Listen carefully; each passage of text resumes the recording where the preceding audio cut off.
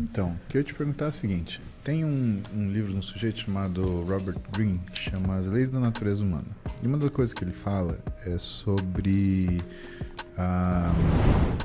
você estar sob uma situação de perigo. Ele dá o exemplo de Dostoiévski. Dostoiévski foi preso num gulag, né, como se fosse um campo de concentração russo, né, e lá ele achava que ele ia morrer. Todo dia ele achava que ele ia morrer. E ele só criou, e ele fala depois, que ele só escreveu tudo que ele escreveu, que são obras e obras, né, de uma qualidade literária ímpar, porque ele não sabia se ele ia viver no dia seguinte. Como que a gente consegue analisar essas duas estruturas? Porque o que você está me falando, óbvio, né, que é fruto de estudo e análise, e faz todo sentido, né? Se você tem uma mente mais preparada, se você tem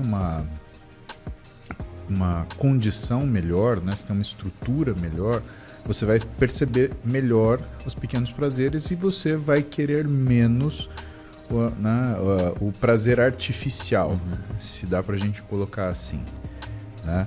A razão pela qual também eu percebo que paciente meu, que quando ele começa a aumentar a intensidade de treino e que ele fuma, ele começa a diminuir a quantidade de cigarro. Perfeito. Ele acha em outro lugar o prazer. O cigarro começa a conflitar. Exatamente. Mas como que a gente explica essa situação, Wesley? Essa situação, ela tem alguma coisa a ver? Esse vislumbre da morte iminente, ou essa sensação de perigo, essa sensação de desconforto extremo? Porque aí a gente está no outro oposto, né? O cara que está na situação terrível, né? Por que ele tem uma atitude que vai jogar ele para frente? É difícil, é uma pergunta muito difícil de responder.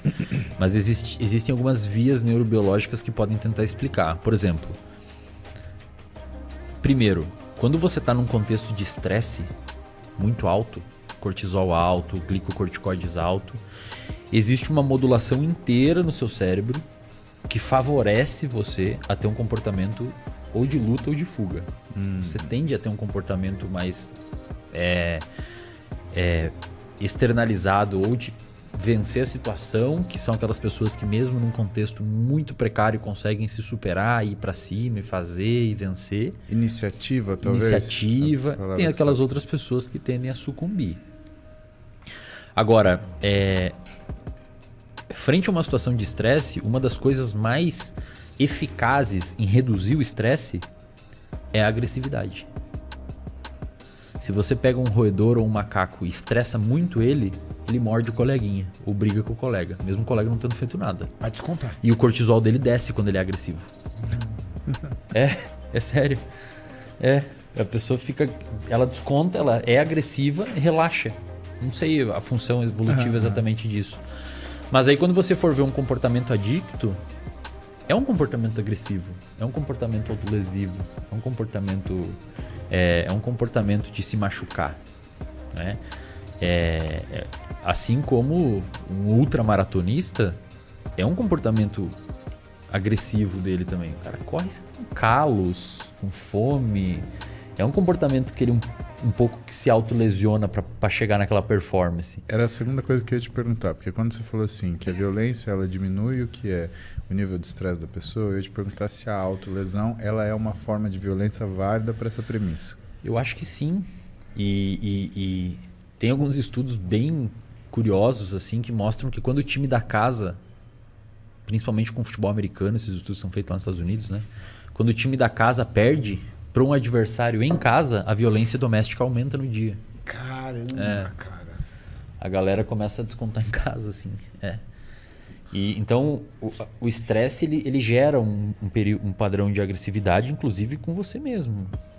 Se você tem premissas e circuitos de comportamento já pré-estabelecidos para fazer isso. E você acredita que isso pode se refletir, por exemplo, num comportamento durante um treino?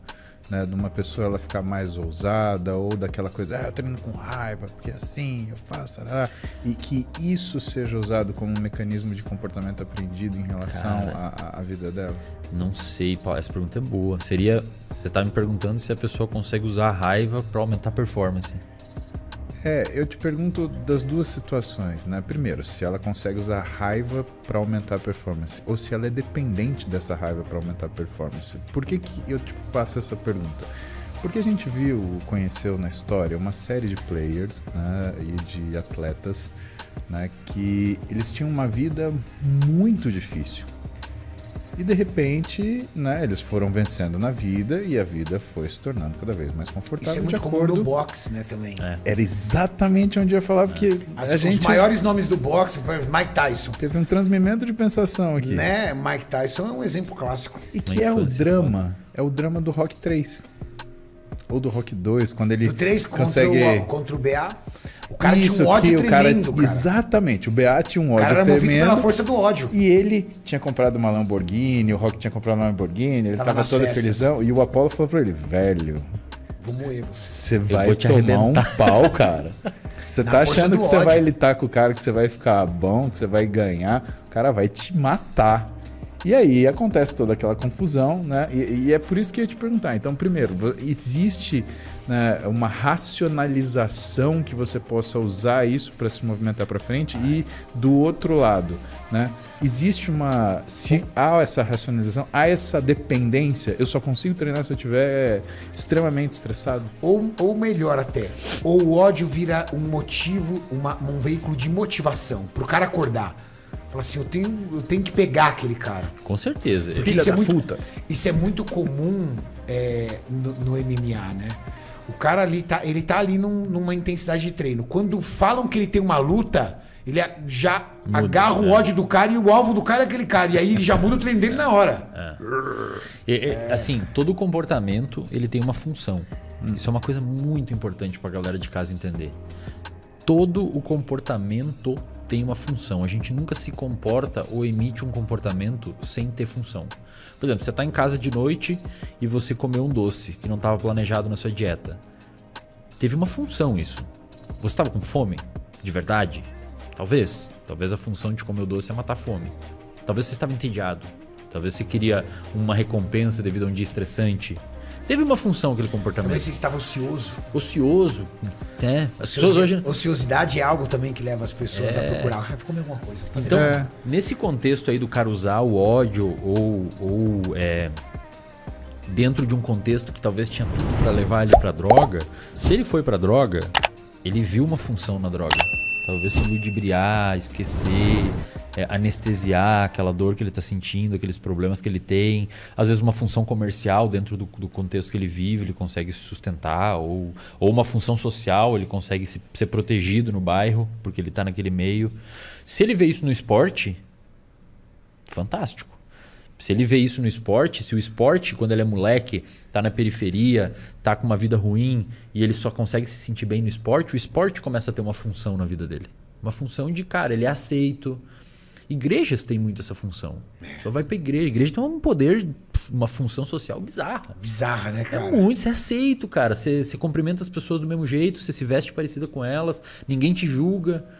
Saca? Então, o esporte muitas vezes, não estou dizendo que é uma igreja, mas pode ter uma função parecida. Porque você se veste igual, você compra a camisa da Iron, você vai Mas ali. a religião ela é muito poderosa. Não, pra muito isso, mais forte. Muito mais forte. O meu avô, eu tinha um avô. Meu avô, eu já contei várias vezes a história. Meu avô era jogador de pôquer, daquele cara de perder casa, de perder tudo. Assim, vício total no jogo. E ele, assim, filho, esposa, todo mundo tentava tirar ele do pôquer, não conseguia. Meu avô era um cara. Minha mãe, ele foi conhecer minha mãe tinha uma semana. Sabe o que ele fez? Faltando tipo 10 dias pra minha mãe nascer, ele falou assim: eu vou jogar. A minha avó caiu de joelho e falou assim: por favor, não vai, pelo amor de Deus, eu tô pra ter um filho. Aí ela falou assim: calma, eu volto mais tarde. Ele voltou, minha mãe tinha uma semana. Caramba, velho. Tipo, ele ficou 15 dias na mesa de jogo. Caramba. A história do meu avô é muito louca. Uma vez minha mãe conta que meu avô chegou um dia e falou assim pra minha avó, né? Falou: Cida, eu ganhei uma farmácia. Por quê? A gente tá falando da década de 60, que a palavra valia muito. Então, os caras sentavam na mesa de jogo, acabou o dinheiro, você é dono de uma farmácia, você é dono de um botequim, vai na minha farmácia. Você ganhou uma farmácia. Aí passou 3, 4 dias, ele virou e falou assim: ganhou um mercadinho de bairro. Porra. Ele ganhou uma farmácia. Minha avó caiu de joelho, começou a chorar e falou assim: Zé, olha o que tá acontecendo. Para agora. A gente vai conseguir ter uma vida decente que a gente nunca teve. Meu avô era barbeiro. A gente nunca teve. Por favor, para agora. Ele falou, não, parei. Sumiu, voltou. Perdeu tudo. Chegou pra minha avó e falou assim, Cida, arruma as crianças que eu perdi a casa. Caramba. Ele perdeu a farmácia, ele perdeu o mercado, ele perdeu a casa. Sabe quem tirou meu voo do pôquer? A igreja. A igreja. Caramba. E isso é uma coisa Ele tinha um tiro importante. E isso é uma coisa importante, Renato, mostrando como comportamentos também viciam. Não precisa ter uma substância, comportamento vicia. Um amigo nosso, entendeu? Quando jovem, viciadaço em cocaína. Viciadaço. Eu não vou citar porque eu não lembro se ele falou isso num vídeo ou não, mas é um amigo nosso, entendeu? Não é atleta, tá, gente? Então não pense que ninguém... Viciadaço quando jovem, agora ele já tem seus quase 50 anos de idade, entendeu? E aí um dia a mãe dele chegou mais cedo, tava ele e o amigo carregando a geladeira nas costas de casa pra entregar na boca. Aí a mãe, desesperada, catou, levou ele na igreja. E ele foi ali emburrado. Tô falando aqui, tá, gente? Não tô fazendo apologia a nenhum tipo de religião, fatos reais. Sim. Ele chegou emburrado lá, de cara fechada. Aí o pastor de lá de cima falou assim, você, vem aqui. E aí ele falou que 2 diáconos ali pegou ele pelo braço forte e ele não queria ir nem ferrando, jovem ainda, tinha seus 15, 16 anos de idade, não queria ir nem ferrando. Ele falou assim que o pastor botou a mão na cabeça dele e desmaiou. Acordou, já estava em casa, nunca mais usou. E nem evangélico ele é agora, ele é católico, nunca mais usou. Então, umas coisas que você não tem muita explicação, mas uma coisa é fato, que a religião ela tem uma capacidade incrível de mudar, assim, de forma violenta a vida de uma pessoa, e tem uma explicação para isso? Tem uma... Wesley? Tem, e talvez... Que é brutal, assim. Os caras, meu avô nunca mais entrou, meu avô foi pra igreja, no outro dia nunca mais ele entrou numa mesa de jogo, cara. Como se tivesse tirado assim da mão dele. Tem uma explicação e talvez decepcione algumas pessoas. Manda. Mas assim, a nível neuro... Eu sou especialista... Vamos falar. Não Eu estamos sou, falando de Deus. eu sou especialista em comportamento. Ninguém tá falando que... Você não vai tirar méritos de Deus aqui. Isso, eu sou especialista em comportamento. Depois você fala, pô, você Não me tirou méritos de cancele aí, Cristo aqui, caralho. caramba. O cara tá... Tem estudos que mostram que, por exemplo, alcoólatras bem crônicos assim, e intensos, daqueles que definham com o tempo mesmo, quando eles entram no AA, que é uma instituição semelhante a uma religião, você tem as 12 regras, você tem a comunidade, você frequenta um lugar, você tem o seu papel lá dentro e tal, você tem como se fosse um mentor lá dentro também. As pessoas, elas continuam com uma atividade semelhante no cérebro sem o álcool dentro do AA. Em outras palavras, é como se você tivesse substituído um vício por outro. Você vicia no AA. Entendi. Então, muitas pessoas que entram na religião, elas... Talvez não seja o caso desses que foram rápidos.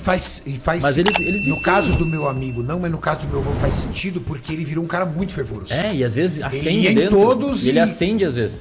Acende. Pega coisas hierárquicas lá dentro. Ele começa virou a ter uma relevância. pessoa, assim, tipo... Ele virou uma pessoa... Pensa assim, Interessante, cara. pensa assim, Renato. O circuito que está envolvido no seu cérebro em ser muito obsessivo e ter uma... e ser impulsivo e obsessivo com algum comportamento é o mesmo para todo lado. Você conhece um cara chamado David Goggins? Não. David Goggins é um cara dos Estados Unidos, acho que foi o único americano que passou nos SEALs e no Rangers e terminou os 2 cursos. É um cara casca grossa, hoje é ultramaratonista e tal. Ele era obeso e super sedentário, comia muito mal, tipo, tudo para um lado. E depois virou um ultramaratonista, atleta, faz 1000 burpees, 1000 flexões, o cara é um casca grossa, assim. Se eu pudesse olhar o cérebro dele, nós veríamos nas 2 versões o mesmo, cara. Intenso. O mesmo intenso mecanismo. demais. A única coisa que mudou foi a direção do comportamento. Mas é o mesmo cara obsessivo. É o mesmo cara obsessivo, só que um tava pra um lado de não fazer, não vou, quero continuar aqui comendo, tá se rasgando todo, ele continua ainda ali, agressivo pra aquele lado. E pro outro é pro outro Virei a lado. chave você do mesmo jeito. E sabe o que vira a chave? Ambiente. Pessoas que você convive. O que aconteceu nos 2 casos que você me citou aqui?